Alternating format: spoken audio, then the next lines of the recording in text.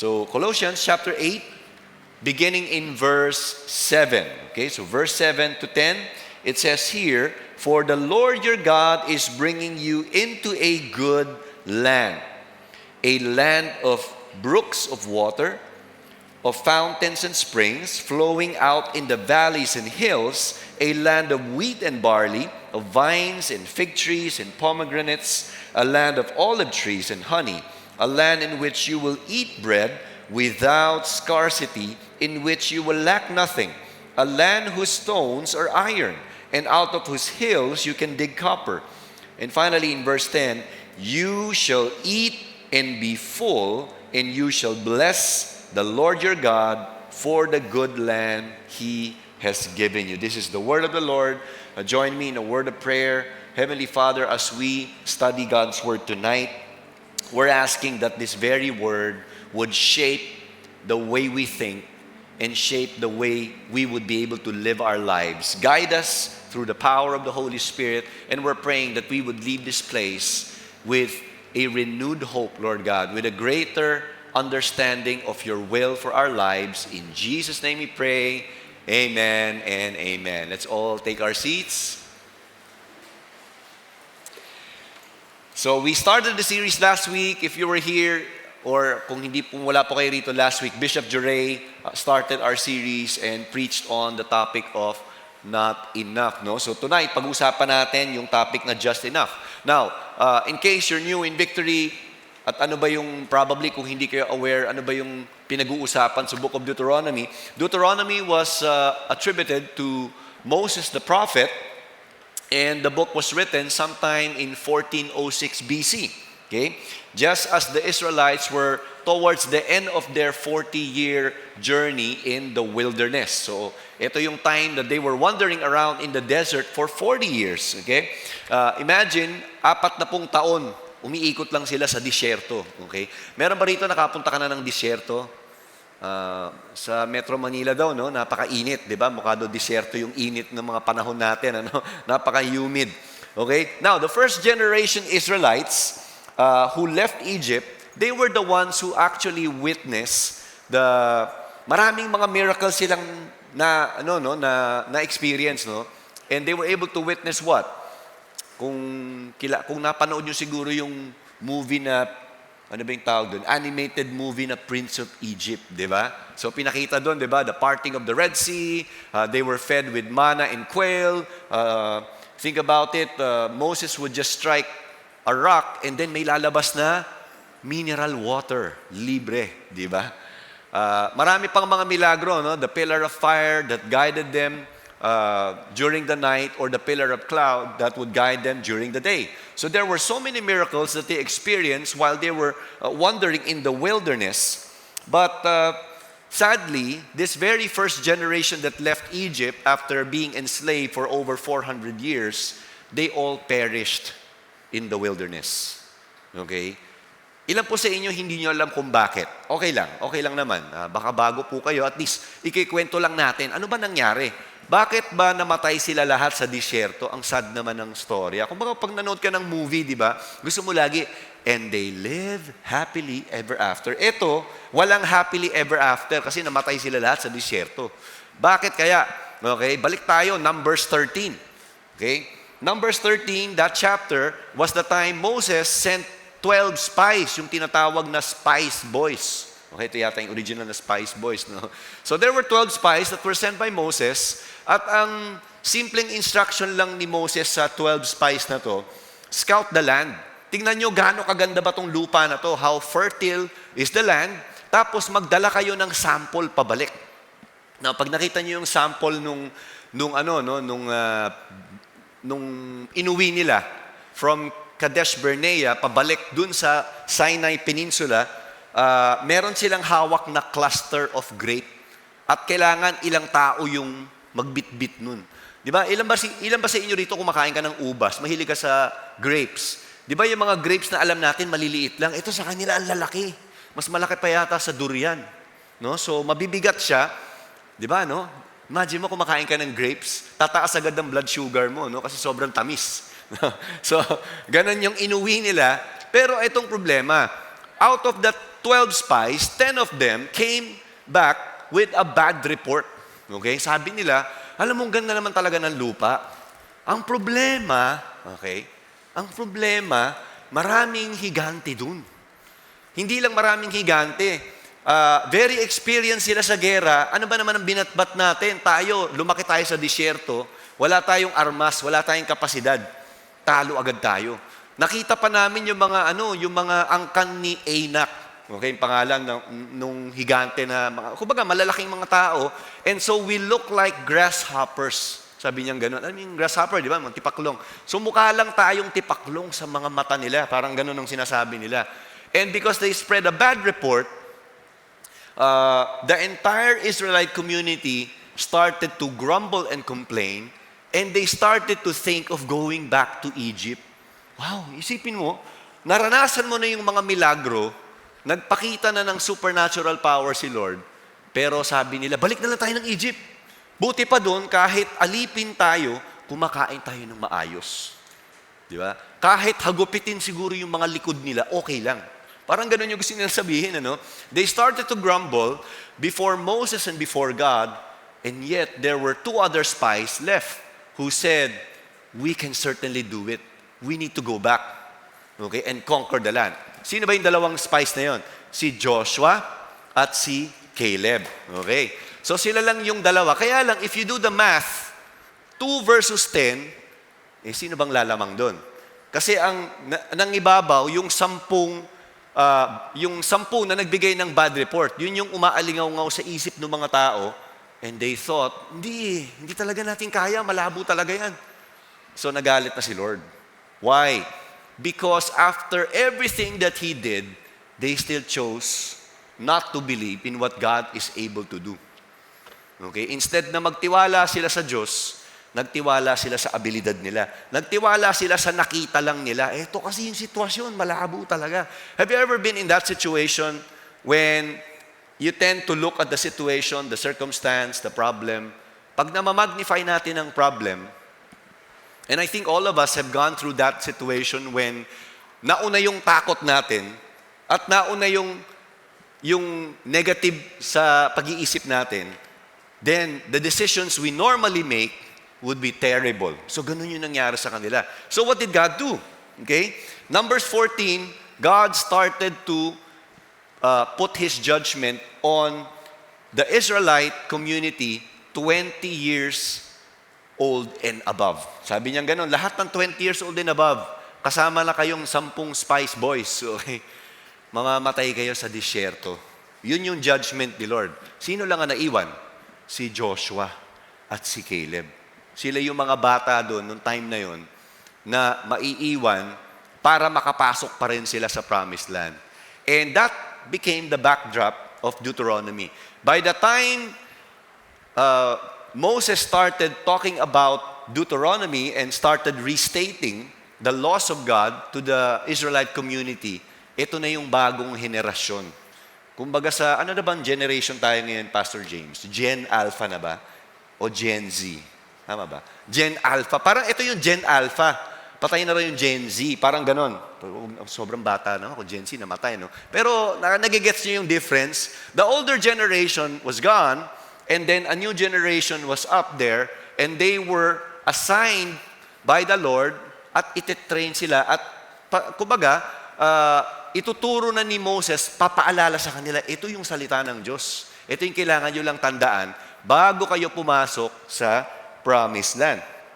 Alright? So, it was God's way of urging and reminding them to recommit themselves fully to God's laws. Now, last week when we started the topic of not enough, the mindset of not enough is something that can cripple us, okay, for life when we choose to focus on what we don't have rather than focusing on the big God that we have. Okay? And tonight, we're gonna talk about a mindset on just enough. Okay, paano kung sakto-sakto lang? Alright? Now, today, alam nyo ba, today marks the 69th day of the US-Iran war. Alam nyo ba yun? Ha? May gera ba? Nasang planeta ka ba nakatira, di ba? So, 69th day and counting. Okay? Kasi, may pinafollow akong isang wealth na kilalang coach or author, no? And so meron siyang countdown every day, nilalagay niya yung napakahaba niyang post sa Facebook. So binabasa ko yon. But we all know 2-3 weeks back, may back and forth negotiation na nangyari, pero it seems like parang wala naman yata, di ba? Parang nagbabanatan na naman uli sila. And so all these things that are happening today is impacting not just a few nations. So many nations are affected, kasama na Pilipinas, ang bansa natin. Meron ba sa inyo ramdam nyo o hindi? Mas ramdam nyo yata yung init ng summer, no? So ramdam ng Pilipinas yung nangyayari na gera na yan because we are heavily dependent on oil. Okay? Now, the economic domino effect is something that's greatly felt because a week back, the Philippine Statistics Authority came out with the latest stats. Ano ba yung latest stats? 7.1% ang inflation rate. Okay? So 'di ba may lumabas pa nga na computation, ang piso ngayon, ang value niya 73 centavos na lang. Grabe, no? So kung nanalo ka ng 1 million ngayon, yung value niya 730,000 na lang. Hindi ka na milyonaryo. Pero hundreds of thousands pa rin naman ang pera mo. Parang ganun na lang. Na-devalue na, nagkaroon ng inflation, kinain na ng inflation. Now, more and more, mas naghihirap daw ang mas maraming Pilipino. Okay? Mas nagsisiksikan. Kung dati, before the pandemic, hanggang sa post-pandemic, siksikan ng MRT. Meron ba dito nag-MRT ka? Okay? Ngayon, dahil mataas ang gas, mas lalong siksikan. Ewan ko kung naabutan nyo yung mga rush hour na ang pila hanggang baba na. Di ba? Minsan may mga video or pictures yan, ano? So, yung ibang umuoo talagang mukhang totoong-totoo. Oo, pastor. Di ba? Pumasok ako ng MRT, 130 pounds ako. Paglabas ko, 100 pounds na lang ako. Grabe yung pawis ko. Di ba? Para ako nag-sauna. Okay? So, ganun nakatindi yung siksikan, ano? Now, last May 1, workers, di ba? Labor Day, workers also nag-strike sila because they wanted the government to know and probably the bigger corporations to know that they wanted 1,200 pesos na minimum wage hike. Kasi nga, taas na ng cost eh. Okay? Magastos na lahat. The words lack, okay, or kulang, kapos. Phrases like, mahirap na, mas lalo pang humihirap ngayon. Nasabi mo na ba yun? Ang hirap na ng buhay ngayon. Mas lalo pang mahirap ngayon. Okay? These have been common expressions or responses by ordinary Filipinos. And these same words, okay, that a lot of us have probably been saying these days as we try to endure or as we try to survive the onslaught of this rising cost. On the other hand, other people may not necessarily say that expression, but they could probably say, sakto-sakto lang ngayon. Dati, kaya ko pa mag-Jollibee ngayon. Diyan na lang, Jollyback na lang. Alam niyo yung Jollyback, no? Yung jeep dyan, Jolly Jeep. Yung kung ano yung mura, pwede na. Diba? Dyan, o kaya tusok-tusok na lang tayo kasi hindi na natin kaya. Sakto-sakto na lang ang kita natin. So ito yung backdrop ng sitwasyon ng Pilipinas. Ang tanong, amid the seemingly bleak scenario we have as a nation, ano ba mapupulot natin sa binasa natin kanina? Ano bang lesson? Okay? What is God telling us? And what is God teaching His people, the Israelites, that we ourselves, as His people today, as His church, what can we learn from that? Okay? Ano ba mapupulot natin doon? One statement that I want to share to you is that this is a reality. Okay? And this is a spiritual reality for His people. God provides in whatever circumstance we are in. Okay? God provides. Ilan po sa inyo, you could honestly say, kahit mahirap ang buhay o kahit challenged ang buhay mo, alam mo lang, nararamdaman mo, nagpo-provide pa rin ng Lord. Diba? 6 times a day ka pa rin kumakain. Grabe. Obvious naman, pastor. Diba? 6 times kasi hinahati mo yung meal mo. Diba? Medyo nagda-diet ka ng konti, hinahati mo na lang. Ano? Pero, in reality, kahit mahirap ang buhay, God can still do this. Remember that, okay? Let me elaborate. Let's go back to verse 7 of chapter 8. For the Lord your God is bringing you into a good land. Sabihin nga natin, good land. Alright. Now, think about this good land. Ito yung description ni Moses. Pag pumasok ka sa promised land, ito yung sabi niya, Pag pumasok daw sila sa promised land, a land of brooks of water, of fountains and springs, flowing out in the valleys and hills. Verse 8, a land of wheat and barley. Wow, uso-uso yung barley ngayon, di ba? Medyo, yes, pastor, okay, umiinom ako ng barley. Of vines and fig trees and pomegranates, a land of olive trees and honey, a land in which you will eat bread without scarcity, in which you will lack nothing. Can you imagine? Meron ba rito mahilig ka sa tinapay? Yung tinapay is life. Hindi mo kayang hindi kumain ng tinapay sa isang araw. Di ba? Sabi niya rito, di ba? They will eat bread without scarcity. Alam mo yung scarcity, di ba sa Tagalog, salat. Hindi ka nagkukulang. Okay? In which you will lack nothing. A land whose stones are iron, out of whose hills you can dig copper. All I can say, when I kept reading these verses again and again, is wow. Can you imagine? Grabe yung description niya. From different types of bodies of water, and we're not talking about stagnant water here, running water, malinis, pwede ka sumalok anytime pag nauhaw ka at nakakainom ka. Hindi mo kailangan ng filtration process. Kasi ito yung blessing na ipinapagkaloob ni Lord sa mga anak niya. Tubig pa lang yan. Wala pa yung pagkain dyan. Okay? Iba pa yung mga mineral ores na sinasabi rito. Okay? This next generation Israelites, they grew up in the wilderness or desert. Probably some of them were even born in the wilderness. And just like their fathers, the members of the first generation that left Egypt, siguro yung bata sila, kumakain din naman sila ng manna and quail at umiinom din sila ng tubig. Sanay silang mag-depend kay Lord araw-araw. Kasi ang sabi ni Lord, araw-araw lalabas sila sa tent nila para kumuha ng mana. Sa gabi, aabang sila ng, ano ba yung quail sa Tagalog? Alam ko lang, quail egg eh. Pugo, yun. Mag-aabang lang sila ng pugo. Okay? Sa gabi. Alright? So, sanay silang mag-abang, And yet, despite the many times the first generation Israelites grumbled and complained every time na uubusan sila ng food supply o water supply, God would graciously come to their rescue and provide for them. Now, you look at Exodus chapter 15. This was the instance when God introduced manna and quail to the Israelite community. Verse 22, it says, Then Moses led Israel from the Red Sea. They went into the desert of Shur. For 3 days, they traveled in the desert without finding water. Meron ba rito, nag-survive ka ng 3 araw, walang tubig? Coke lang. Pwede naman ng Coke, pastor eh. Ba? Sosyal, di ba? Pero 3 araw, walang tubig. Walang Coke nung panahon na yun. Walang Gatorade. Wala yung mga sports drink na iniinom siguro natin. When they came to Mara, they could not drink its water because it was bitter. Okay, kung may tubig man sila nakita, kaya yung pangalan ng lugar, Mara, kasi nga ibig sabihin nun, bitter. Ano ba yung bitter sa Tagalog? Mapait. Mas mapait pa yata to sa ampalaya. Alright, so hindi nila mainom.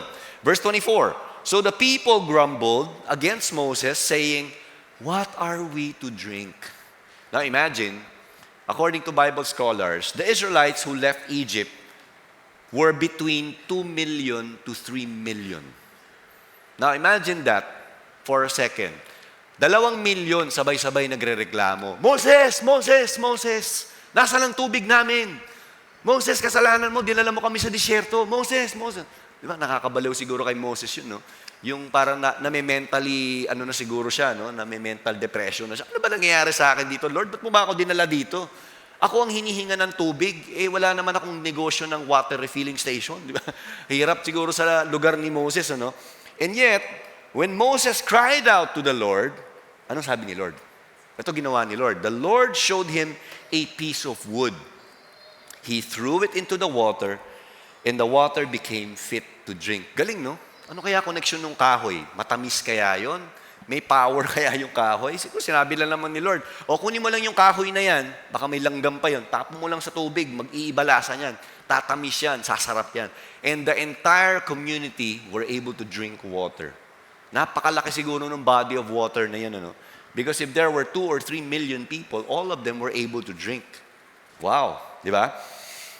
So again, there were no convenience stores, there were no water refilling stations during this time, no neighborhood to offer water because they were in the desert. Okay? They even passed through a place called Mara at hindi naman nila mainom yung tubig kasi nga ang pait. Okay? But God in His grace miraculously turned this bitter tasting water into something that's fit to drink. Now, by Exodus 16, the Israelites reached the desert of Sin, which was within the Sinai Peninsula. Ubus na yung stock ng pagkain nila. Now, ilan sa inyo nag-iinit ang ulo mo pag wala kang pagkain? Di ba, bumiyahe ka from here to Pagudpud, ilang oras yun. Kaya here to Sagada, biyahe ka ng 10 hours. Wala kang pagkain, walang stopover. Kakainit nga naman siguro ng ulo yun. No? Laman, walang laman tiyan mo. Drive ka ng drive, lubak and all that, di ba? So, what happened? Nagreklamo na naman sila kay Lord. But again, God graciously showed up and provided for them. Exodus chapter 16, 4 and 5. The Lord said to Moses, I will rain down bread from heaven for you. Okay, daig pa si Pandi Manila, no? Okay? The people are to go out each day and gather enough for that day. O, kung ano lang yung pwede, kung ano lang yung sapat para sa pamilya mo, yun ang kunin mo. Okay? In this way, I will test them and see whether they will follow my instructions. On the 6th day, they are to prepare what they bring in, and that is to be twice as much as they gather on the other days. Why? Because the 7th day was Sabbath day, and they don't have to go out and work and gather something. If they would gather twice a day on Saturday, twice as much, okay na yun, hindi mabubulok. Okay? Verse 11, the Lord said to Moses, I have heard the grumbling of the Israelites. Tell them, at twilight you will eat meat, and in the morning you will be filled with bread. Then you will know that I am the Lord your God. Imagine, may samgyup sila sa gabi. Samgyup ba yan? Hindi pala baboy pala yung samgyup, no? Pero may pugo sila, di ba? Sa gabi, may tinapay sila sa umaga. Okay? May barley pa sila. Siguro. Wala silang tubig. Okay? But the Lord God provided. Wala silang pagkain. Again, the Lord God provided. They experience what is just enough.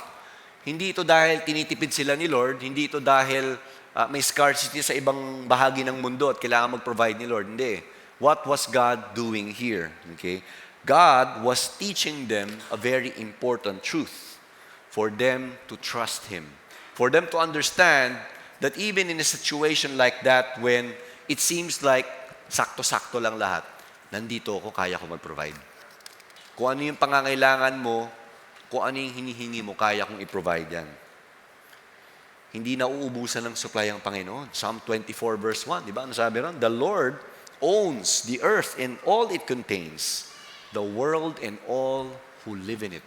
That's why when you hear news of scarcity, there really is no scarcity because God can provide over and beyond what we could even ask or imagine.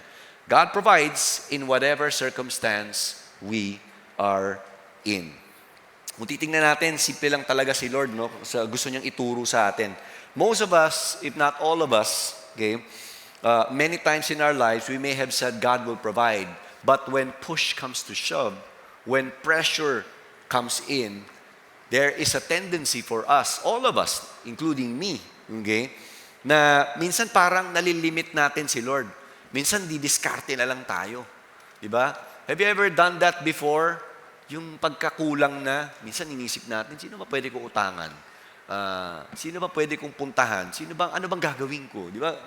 Ganun yung nangyayari, yung nature natin because we wanna survive. Okay? Sometimes, to the extreme point, we would grumble, we would complain before the Lord, we would try to blame other people for our situation, or worse, we would be resigned to our realities and say, kapalaran ko siguro to. Pinanganak ako sa mahirap na pamilya. Mamamatay akong mahirap. Nagiging ganun tayo minsan. But, you see, the wilderness experience tested the Israelites and revealed what was in their hearts. The Israelites, they grumbled, they complained, they argued with Moses, and many times they took God and His gracious provision for granted. But again, when we look at this story, God, time and time again, would reveal Himself to His people. He would reveal His character to the Israelites and show to them who He is. Okay? Here's what He told the Israelites in revealing His nature to them. Deuteronomy chapter 7, verse 7, "It was not because you were more in number than any other people that the Lord set His love on you and chose you." He was saying, yung pag-provide ko sa inyo, hindi dahil malaki kayo, dahil bilib ako sa inyo, or for you were the fewest of all peoples. But, verse 8, "It's because the Lord loves you and is keeping the oath that He swore to your fathers." Sino ba tong fathers? Abraham, Isaac, Jacob. "That the Lord has brought you out with a mighty hand and redeemed you from the house of slavery, from the hand of Pharaoh, king of Egypt. Know therefore that the Lord your God is God, the faithful God, who keeps His covenant in steadfast love with those who love Him and keep His commandments to 1,000 generations." In short, God is a covenant-keeping God. We have a covenant. If you're a child of God today, if you know you've been redeemed by the blood of Jesus, you have a covenant with God through Jesus Christ. And God intends to honor that covenant He has with you through His Son, Jesus Christ. Kung may sinabi ang Lord sa'yo, kung may pinangako ang Lord sa'yo, trust Him. He will deliver. Maybe not in your own timetable, maybe not the way we would expect it, but He will deliver it still in His timeline, in His timetable. Ito ang dahilan kung bakit, tingnan natin, ang daming beses, nagrebelde yung mga Israelites, okay, kumbaga, they dishonored the Lord, they were irreverent before the Lord, and yet God would graciously come through and provide for them. Why? Because He faithfully honored His covenant with Abraham, Isaac, and Jacob. He made an oath to them, and He would graciously try to fulfill that to this generation. It is no wonder from verse 7 onwards, yung Deuteronomy chapter 8, God told the Israelites that through Moses what He intends to do and the assurance He gave them before they entered the promised land. Balikan natin yung verse 8. "A land of wheat and barley, for the Lord your God is bringing you into a good land, a land of brooks of water, of fountain springs flowing out in the valleys and hills." And then in verse 8, "A land of wheat and barley, of vines, fig trees, pomegranates, a land," in verse 9, "you will eat bread without scarcity." Let's break it down. Tingnan natin, Ang ganda tingnan. Verse 7, okay? It says there, the promised land is a land of brooks, fountains, springs flowing out in valleys. That's water. And we know water is life. Okay? 70% of our body is composed of water, right? In fact, the entire Earth, planet Earth, bakit kulay blue siya from afar, from the outer space? Because it's filled with water. Okay? Water is life. And God knows that the moment His people enter the promised land, they need this. Because this is a basic commodity for them, not just to survive, but to live and to thrive. Different types of bodies of water that God provided. Brooks, fountains, springs flowing in the valleys and hills. Ito literally yung mineral water. Grabe, di ba? At itong matindi rito, anytime may pwede silang inumin pag nauuhaw sila. At alam natin kapag sagana ang lupain sa tubig, okay? Meron ba rito taga-probinsya ka at may mga pananim kayo? Ako, mahilig ako magtanim, di ba? Alam nyo. Every morning and every evening, dinidiligan ko yung mga halaman ko. Kasi lalo na ngayon, tag-init. Matigas ang lupa. And so, water is life because when there is water, madaling madiligan yung mga pananim. Okay? At alam natin, pag nadidiligan regularly ang pananim natin, yayabong yan. And eventually, it would produce. Okay? Kaya connected siya dun sa pangalawa. Diba? From water to what? Barley, wheat, diba? Yung binabanggit na next. Vines, fig trees, pomegranates, ano naman to? Ito naman yung agricultural produce. And we could relate to that, Filipinos, because we are generally an agricultural country. Okay? Sadly, nag-aangkat nga tayo ng bigas. Although ang lalaki ng lupa ng Pilipinas, di ba? But in reality, when you look at that, God has blessed the promised land at ito yung gustong gawin ni Lord na pagpasok nyo rito, sagana na. Kung dati, inaabangan nyo ako sa wilderness, itong lupa na pagdadalan ko sa inyo, may tubig kayo, sagana kayo sa pagkain, hindi kayo mauubusan. Okay? Hindi na kayo kailangan magrasyon-rasyon, titingi-tingi. Okay? Kung tayong mga Pinoy, alam natin yung sari-sari store mentality. Alam yung sari-sari store? Aling, nini, pabili naman po. Di ba? Yung sari-sari store, yung tingi-tingi. Di ba? May Coke Solo pa nga. Di ba? Ano ba ang Coke Solo? 250 ml, di ba? Bakit tayo tingi-tingi? Kasi budgeted lahat. Pero kay Lord, wholesale. Pag nagbigay si Lord, wholesale yan. Sino sa inyo gusto niyo ng wholesale? Kung inoferan ka ng wholesale or sari-sari store, yung tingi-tingi lang, anong pipiliin mo? Wholesale ba? O si Lord, wholesale ang ibibigay niya. Alam mo ba, ni-research ko to, no? Yung binabanggit dito na wheat, barley, fig trees, vine, pomegranates, olive trees, honey, lahat ng to, maganda to sa katawan. Okay? Maganda to sa kalusugan. Kung naha-high blood ka, kainin mo itong mga to, kumbaga yung produce of the land, parang yun ang point ni Lord. Pinrepare niya na lahat para hindi ka mag-aalta presyon. Okay? Para healthy ka. Paano yung samgyup ko, Pastor? Diba?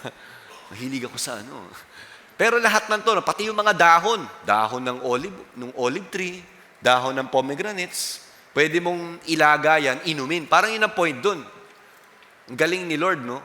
Inihanda niya na lahat para sa Israelites. Okay? Hinanda na niya para maging healthy sila. Finally, verse 9, di ba sabi niya pa, hindi sila mauubusan ng tinapay. In other translation, food in general. They will not run out of food. Because obviously, kung merong panulak, kailangan may pambara. Okay, baligtad din. Di ba, yung pagkain, kailangan mo kumain, kailangan mo rin ng panulak, di ba? Nauna lang yung panulak. Kasi yun yung pandilig, di ba? Pamproduce ng pagkain. Pero sinasabi ni Lord dito, hindi kayo mauubusan pag dumating kayo sa promised land. Okay? Kasi ako magpo-provide ng lahat ng yan. Grabe si Lord, Now, finally, we talk about water, agricultural produce. We talk about minerals. Okay? Ano yung mga minerals dito? Stones, iron, copper. And these minerals serve as what? Building blocks or materials as they build houses. Remember, for 40 years that they were wandering in the wilderness, sanay sila sa set up ng tent, tapos magliligpit.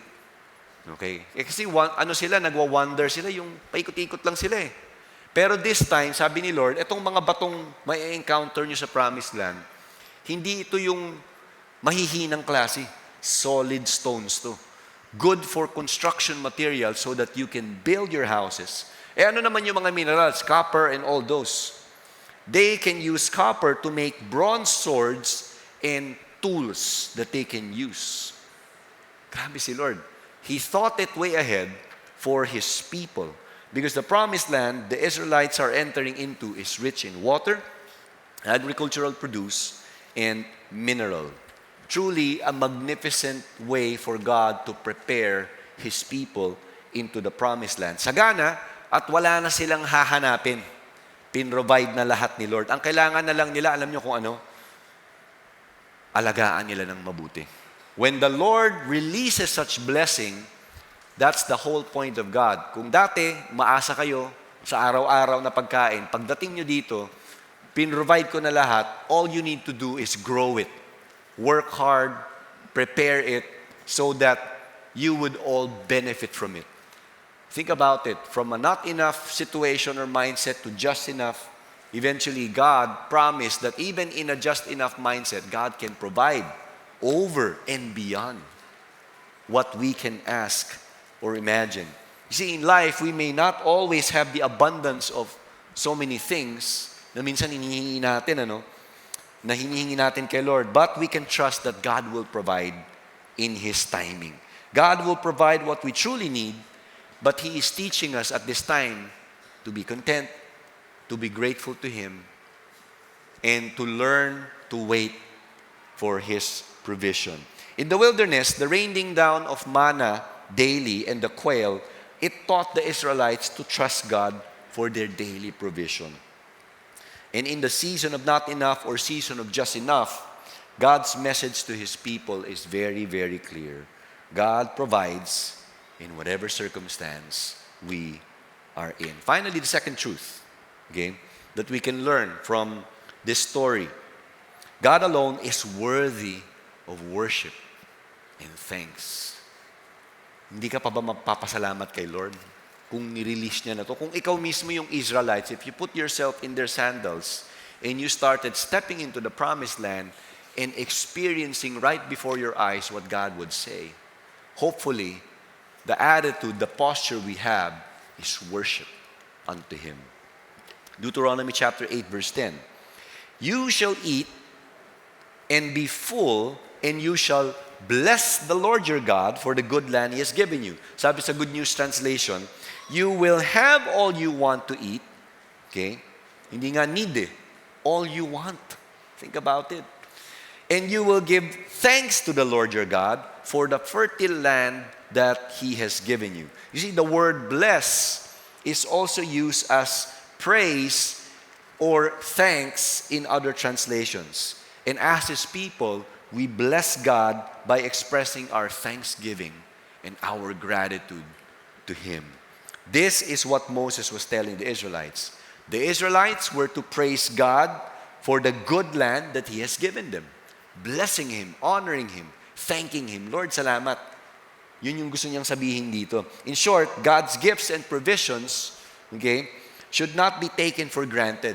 And He has given His people what they need. You see, by recognizing God's provision, Israel can continue to strive while also maintaining contentment.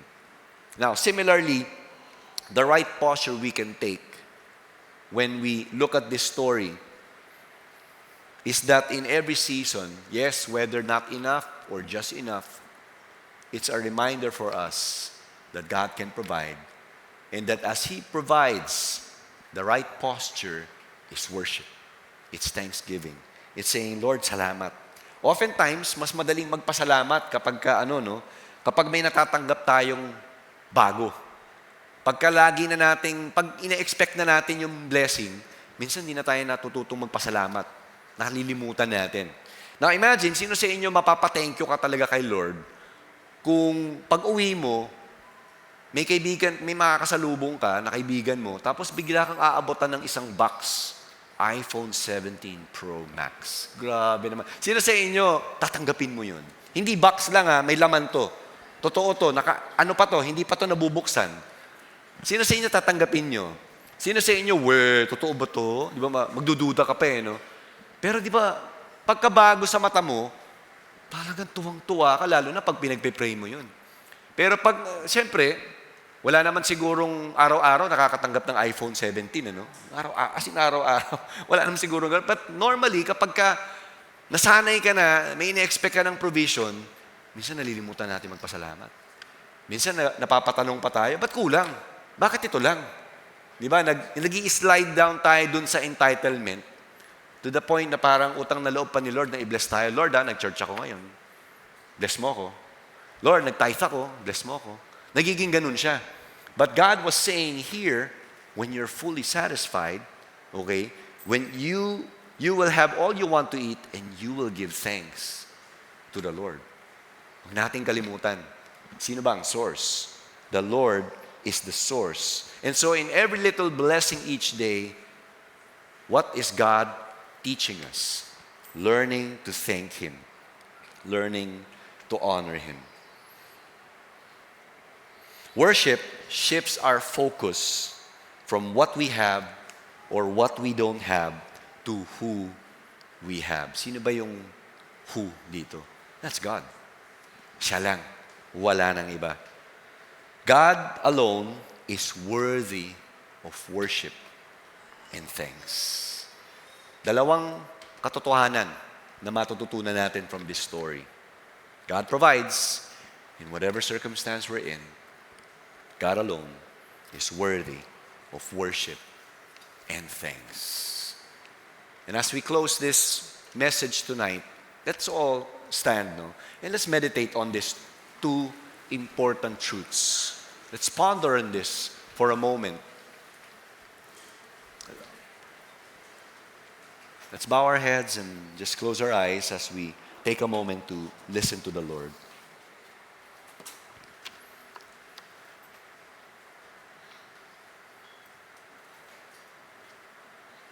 Lord, we come to you tonight,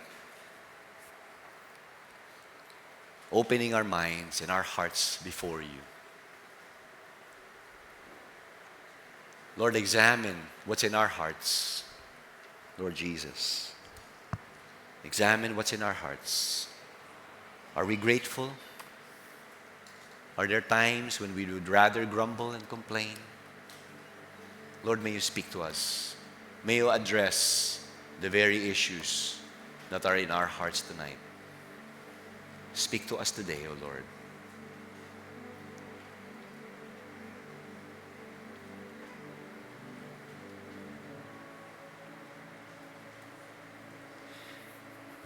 You know, see, as we quiet ourselves before God's presence, before we worship Him,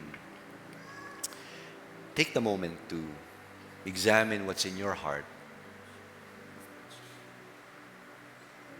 Do you tend to grumble and complain before God? Do we tend to blame God for the circumstances we face? Maybe God is reminding you that in situations like this, He remains your provider. And He is teaching you to trust Him. Perhaps for some of us, God is just reinforcing a very important but basic biblical truth: gratitude. Thanking Him in the big or even the little things. Sometimes the mundane things. Araw-araw ko na ito nakikita. Araw-araw ko na itong kinakain. But God would teach us to thank Him. In whatever circumstance we're in, take the moment to thank Him. But also take the moment, if you need to repent, then ask for forgiveness.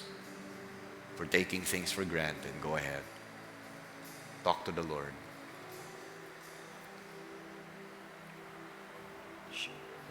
Thank you, Lord.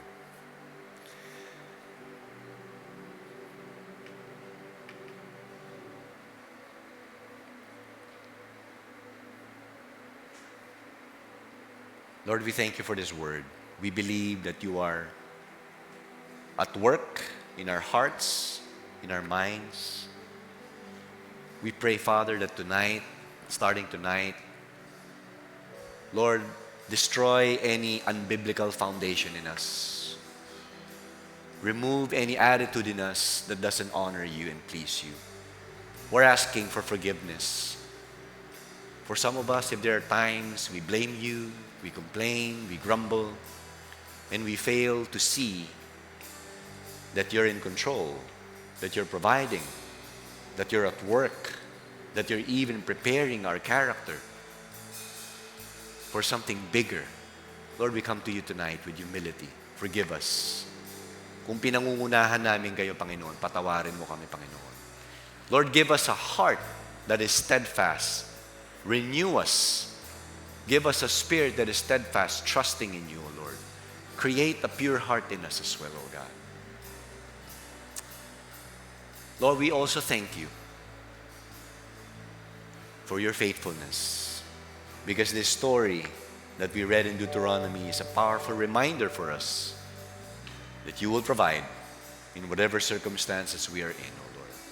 We bless you tonight, O God. You know, before we worship and as all heads are bowed and eyes closed,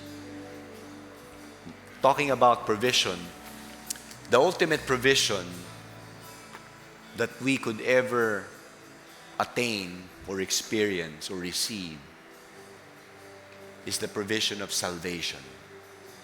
And for some of us here, maybe God is speaking to you. Perhaps the Lord Jesus is not yet your Savior and Lord. Tonight, God is giving you an opportunity. In fact, He's extending this invitation to you tonight to open your heart to the Lord. Because I want you to know the Bible says all of us have sinned and have fallen short of His moral standards. We need Him, Jesus, to save us from our sins. Jesus died on the cross, the Bible says, but 3 days later, He resurrected from the grave, proving that He is the Son of God. And because He is the Son of God, He's extending this invitation to you today so that He can rescue you from your sins, so that He can give you a brand new life. If that is you tonight, can I ask you to raise your hands so that you can receive this gift of salvation from Jesus? Before we worship God, take a moment to raise your hands. I see a hand at the back. Thank you. Anybody else? I feel like there are several more that God is speaking to you specifically. And so this is the moment for you to say, that's me, Pastor. I raise my hands. Anybody else? A few more seconds. You can raise your hands. You don't have to be ashamed. Let this be a bold statement for you to say, that's me, Lord. Let my life be yours. I don't want to be at the driver's seat of this life anymore. Yes, I see a hand there. A young person here. Anybody else? You don't have to be ashamed. Praise God. You know, as you raise your hands, I'm going to lead you into a short prayer. And you just follow me in this short prayer. Nothing magical about this prayer. Heavenly Father, thank you for giving your Son Jesus to die on the cross for me, for all my sins. Lord, tonight I ask that you forgive me and you cleanse me from all my unrighteous acts. May you give me a new heart, a new mind, a new spirit, that I may learn to obey you and honor you, beginning this day forward. In Jesus' name we pray. Amen and amen. Palakpakan natin si Lord and we're gonna worship God tonight.